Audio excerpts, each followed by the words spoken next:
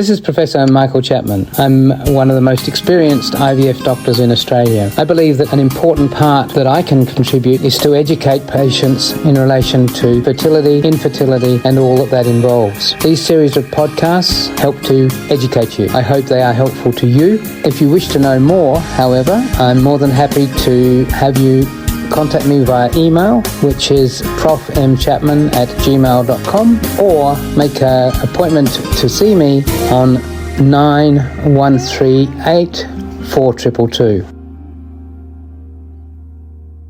Can you talk about the major differences in IVF treatment today versus 5 years ago, and how you see it changing in the next 5 to 10 years?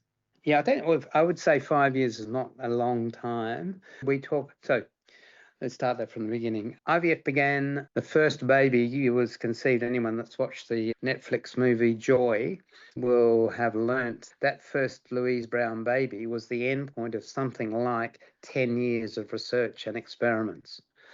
And the evolution then, that was 78, through the 1980s was a very experimental process involving multiple, almost daily visits of patients to clinics, the collection of eggs needing to be done by a laparoscope, so a fairly major operative procedure. And that pregnancy rates in the 80s, when I started doing IVF, we had a 10% pregnancy rate. We thought we were doing really well. What subsequently has happened is the laboratories have got better. I don't think I've got any better from a medical perspective. What's happened is that we've got better medications that make it less intrusive for patients. The patient journey is significantly less, albeit daily injections are still required for most patients. But then the big changes have actually been in the laboratory, where more and more we've come along a research track attempting to mimic what actually happens in the fallopian tube.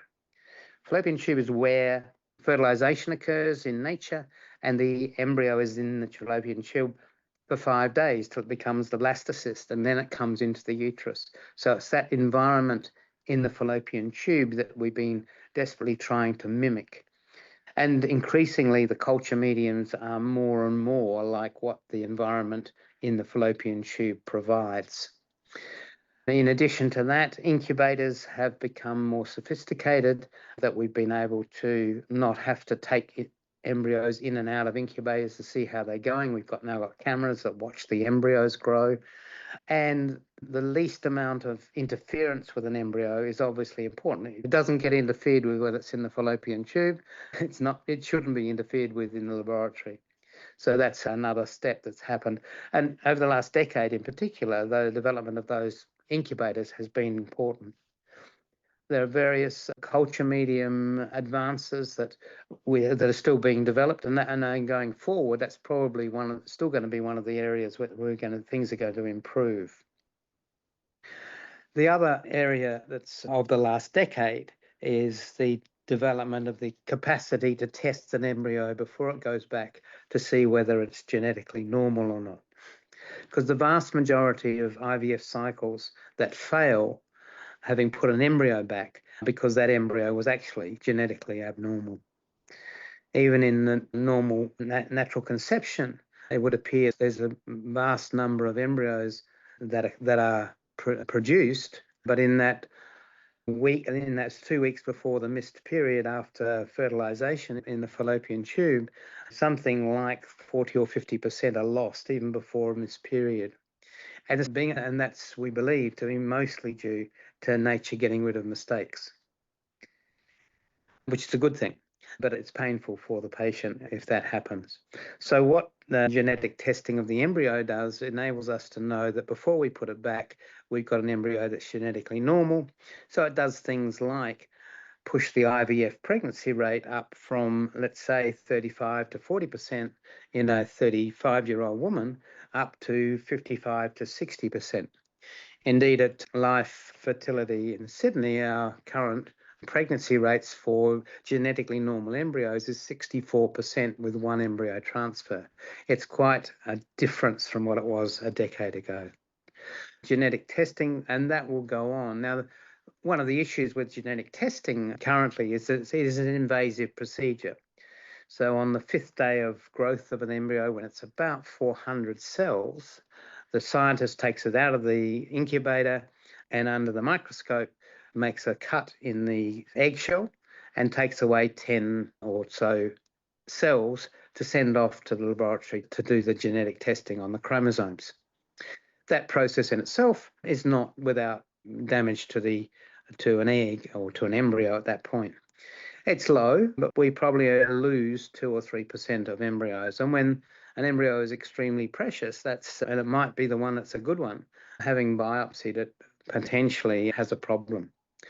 So people are looking desperately to find ways of checking the chromosome makeup without actually biopsying the embryo. There has been an attempt to look at the chromosomal material, the DNA material in the culture medium around the egg, and the problem is it's only about 80% accurate. One clinic in Australia thought it was much more than that from their initial work and moved on to doing that, but unfortunately probably throughout, saying that they are not normal chromosomed embryos, disposed of some embryos that probably were normal. It was settled out of court for $58 million. So that particular approach is now, people have a great deal of caution about just looking at that.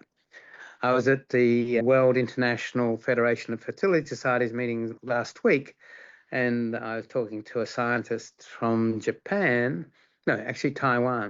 and he was claiming that they'd pushed it up to a 95+% success in terms of being able to pick the right embryo. He was selling a product. I'm not totally convinced, but that's probably one of the futures. There is also a publication just recently from one of my colleagues at University of New South Wales, working with Monash University, using fluorescence of the chromosome material in an egg, or in an embryo, after shining a laser light on it. And depending on the way in which the laser light is reflected, the colouring of it, they are believing that they can select. Again, that's in the 85 to 90% chance that they're getting it right.